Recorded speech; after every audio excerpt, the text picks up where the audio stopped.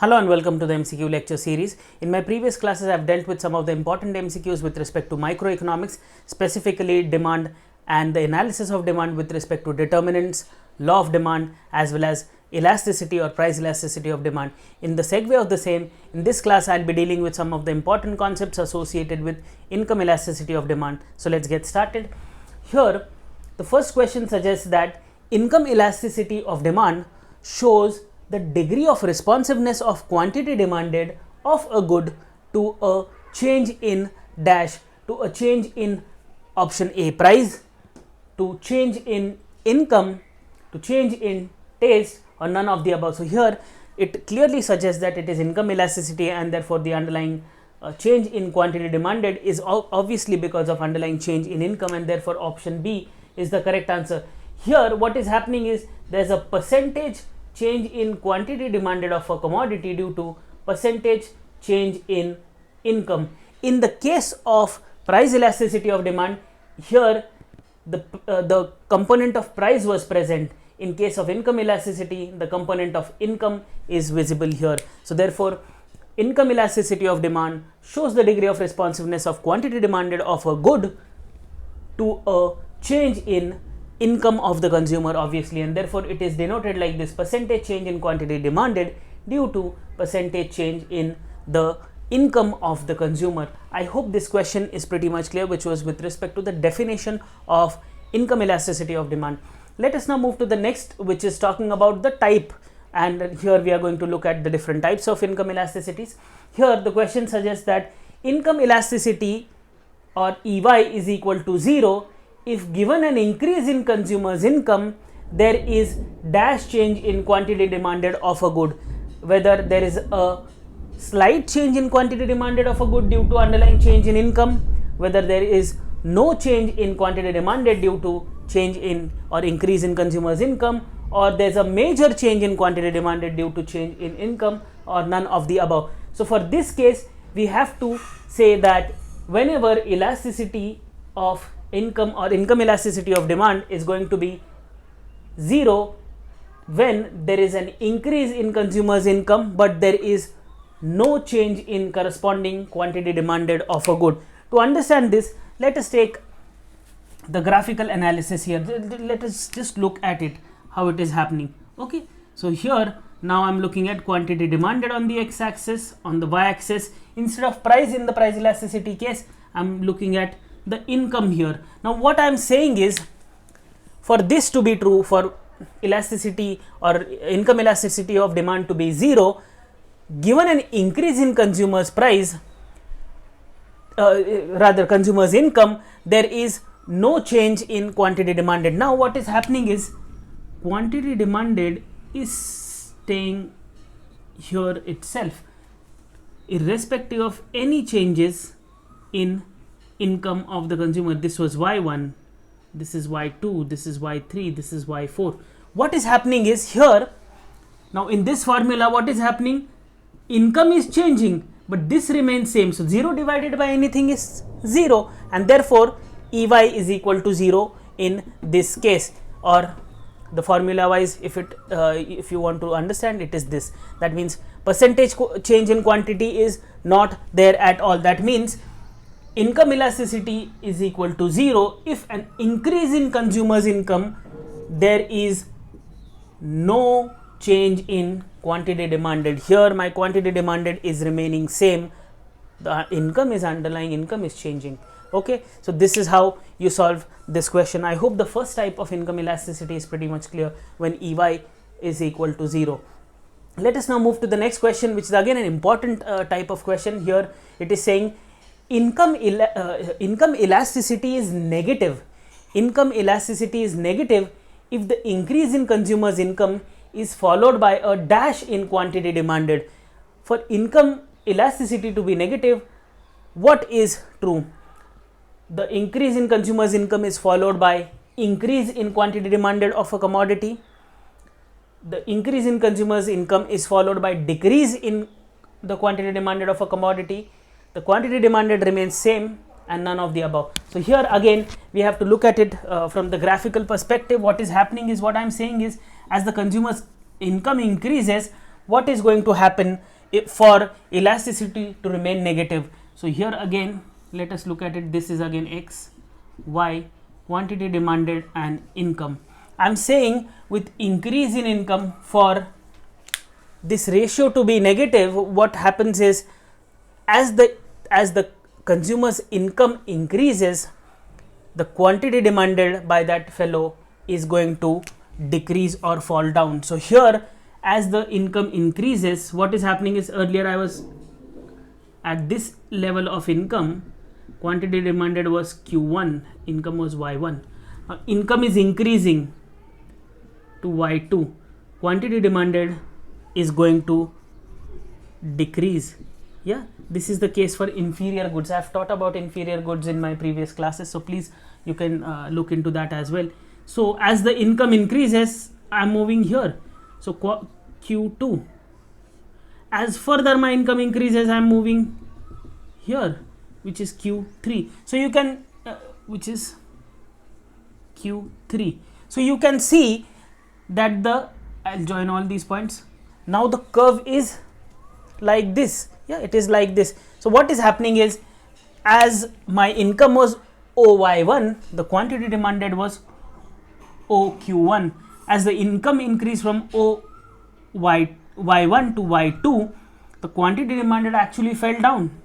Similarly, when it became OY3, it became OQ3. That means here I am going to get negative sign, because this is shrinking, and as a result of that, for this to be true, that means for elasticity to be negative, what is going to happen is, as the consumer's income increases, the underlying quantity demanded is going to go down. This is a very pure case for inferior goods. As the consumer's income increases, the demand for inferior goods really falls. This is a case for that. I hope this question is pretty much clear. Let us now move to the next question, which is talking about income elasticity is 1 if any increase in consumers' income will be followed by dash proportionate change in quantity demanded.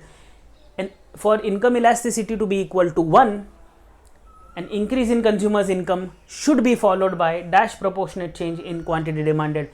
A equal, B lower, C higher, none of the above. I have told you, for this entire ratio, this is giving my EY. For this ratio to be equal to 1, we know that increase in consumers' income should be followed by an equal proportionate change in quantity demanded. Then and then only this entire ratio becomes 1. That means it has to be option A. There has to be an equal. That means for income elasticity to be equal to 1, and any increase in consumers' income should be followed by equal proportionate change in quantity demanded, and therefore option A, equal, is the correct answer to this particular question. Let us now move to the next question, which is talking about income elasticity is less than 1. Less than 1 is a situation where the rise in consumers' income is followed by dash than proportionate change in quantity demanded. Again, for EY, elasticity or income elasticity of demand, to be equal to less than 1, this ratio, what should be the value of this ratio? For this to be less than 1, the numerator has to be less and the denominator has to be greater. Okay, so that means the income is changing more than proportionately and the quantity is changing less than proportionately. That means here option B is correct. This is less than proportionately. For elasticity of income to be less than 1, the situation is wherein the rise in income is followed by less than proportionate change in quantity. That means if income is rising by 2%, the quantity demanded is rising only by 1%. So this ratio will it is happening only by 2 units and by 1 unit. So this will be 0.5 units. So this is actually, this value of EY is less than 1, which is 0.5. So I hope 0.5 is less than 1. That is why for elasticity to be less than 1, or income elasticity should be less than 1, the underlying change in income has to be greater than the change in, the other way around. That means the underlying change in quantity demanded has to be less than the underlying change in income, this case or this scenario. I hope the question is pretty much clear. Let us now move to the next question, which is talking about income elasticity to be greater than 1 is a situation where the rise in consumers' income is followed by a dash than proportionate rise in quantity demanded. So here again what is happening is, in our case, usual formula EY is equal to percentage change in quantity demanded due to percentage change in income. This is change, yeah, this is I am talking about change. So percentage change in quantity demanded due to percentage change in income. Now for EY to be greater than 1, what should happen? This has to be greater and this has to be less. That means for income elasticity to be greater than 1, the situation is wherein the rise in consumers' income is followed by a more than proportionate change in rise in quantity demanded. That means quantity demanded is changing more as compared to the change in income. Income was changed only by 1 unit, but quantity demanded changed by 2 units, and therefore this is a situation wherein the elasticity or income elasticity of demand is going to be greater than 1. This is a situation where it will be less than 1. The situation where it is unity is both the proportionate changes are same, yeah, equal, yeah. I hope this is pretty much clear. In case of inferior goods, it is decreasing, and this was the case wherein EY is equal to 0. Let us now move to the formula of the same. Now let us look at how do you derive the formula. So formula for elasticity or income elasticity of demand is equal to dash. The underlying options are delta Q by delta Y into Y by Q, delta Q by delta P into P by Q, delta Q by delta P into Y by Q, and none of the above. So here I hope you can recollect, I'll just erase this. So I hope you can recollect that in the price elasticity form we have seen how do we calculate that. So employing the usual formula, income elasticity is equal to percentage change in quantity demanded due to percentage change in the income. This can be written as mathematically percentage change. So delta Q, I'll just make it delta Q, divided by, that is, this is change quantity divided by original quantity into 100. This is percentage change in mathematical terms. Now percentage change in income, delta Y divided by Y into 100. Now this 100 gets cancelled. Usually we have seen that in the price case as well. This is the usual mathematical law. Now this will become inverse because when this goes in the numerator, I hope you guys know the laws of mathematics. So this is delta Q divided by Q into Y divided by delta Y. Just slightly rearranging things, that is delta Q divided by delta Y into Y divided by Q. Okay, this is how. So here EY, the formula for EY is delta Q divided by delta Y into Y by Q, that is change in quantity divided by change in income, and original income divided by original quantity. And here we see that option A relates to this formula which we have just derived, and therefore option A, that is delta Q divided by delta Y into Y by Q, is the correct answer. Here I should be, here I've written capital, so here I'll be using capital only, so it looks good, yeah. So this is how the formula for elasticity or income elasticity of demand is derived, and this is the correct answer to this particular question. I hope it is pretty easy to understand what is happening here. Just writing this in mathematical form and just rearranging stuff, that is it, what we are doing. Nothing great, no great mathematics happening here. So this is how formula for elasticity or income elasticity of demand is calculated, similar to what we have done in case of price elasticity. Just the difference between income and price elasticity is in terms of price elasticity, here EP is given by delta Q divided by delta P into P by Q. This is for price, this is for income. So I hope it is pretty easy to remember.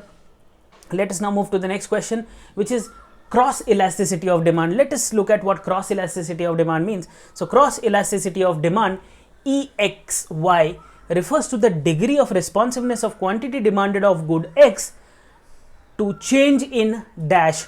So the underlying change in quantity demanded of X due to change in what? Change in price of X, change in price of Y, change in Y itself, income, to be very precise, change in income, and none of the above. So here what is happening is, in case of cross elasticity of demand, the degree of responsiveness is of quantity demanded of X due to change in the price of Y. It is cross elasticity.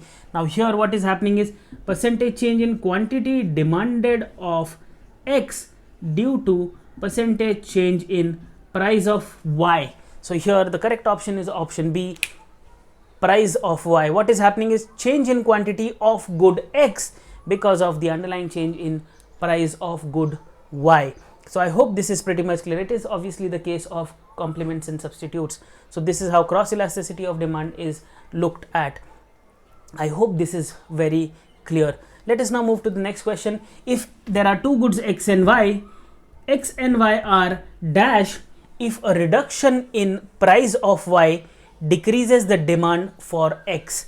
They are either complements, substitutes, luxury goods, or none of the above. What is happening is as there is a reduction in price of Y, there is a decrease in demand for X.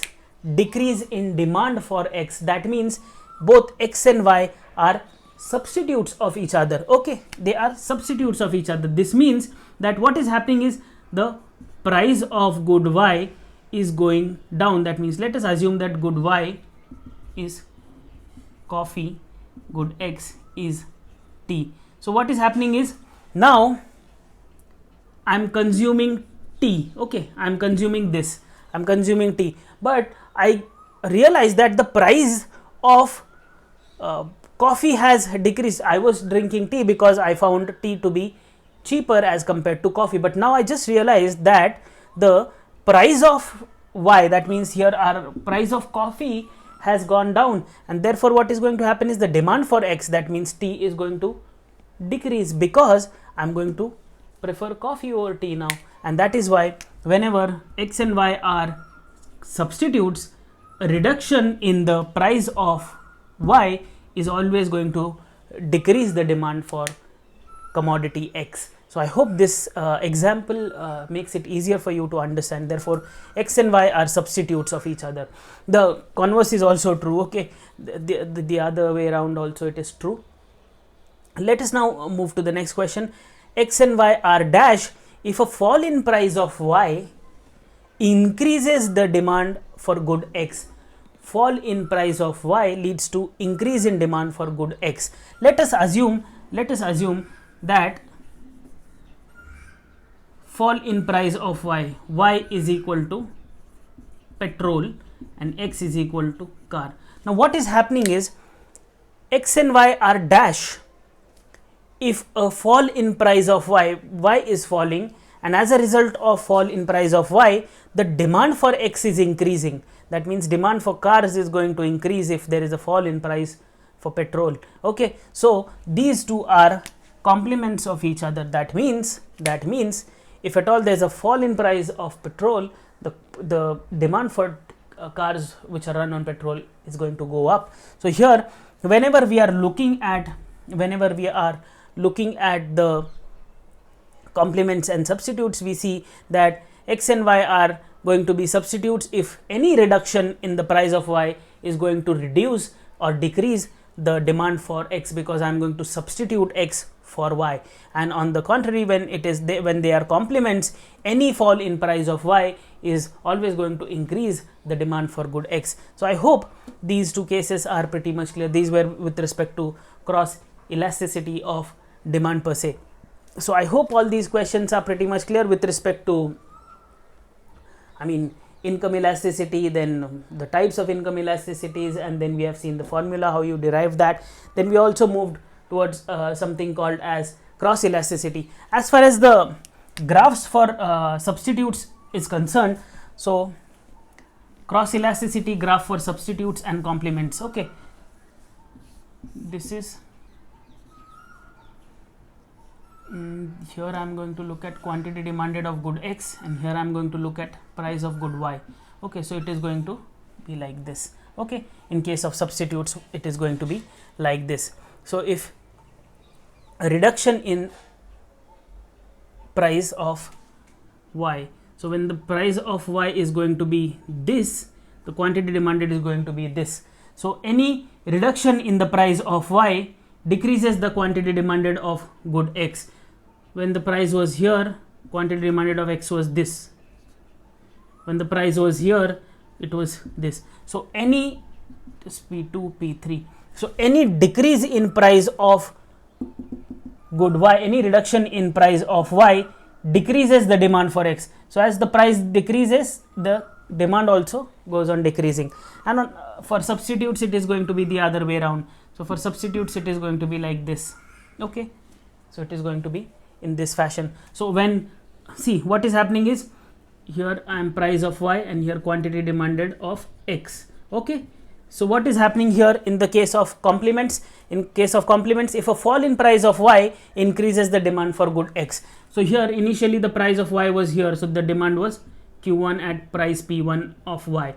So when the price fell down, the demand increases, here it increases, here it further increases. So therefore this is how the curve is going to look like in case of complements, and this is going to be the case of curve in the case of supplements. I hope the idea of both income elasticity, its types, as well as cross elasticity, and the two important cases, the condition for substitutes as well as complements, is pretty much clear with respect to this topic. So please stay tuned for more. Thank you.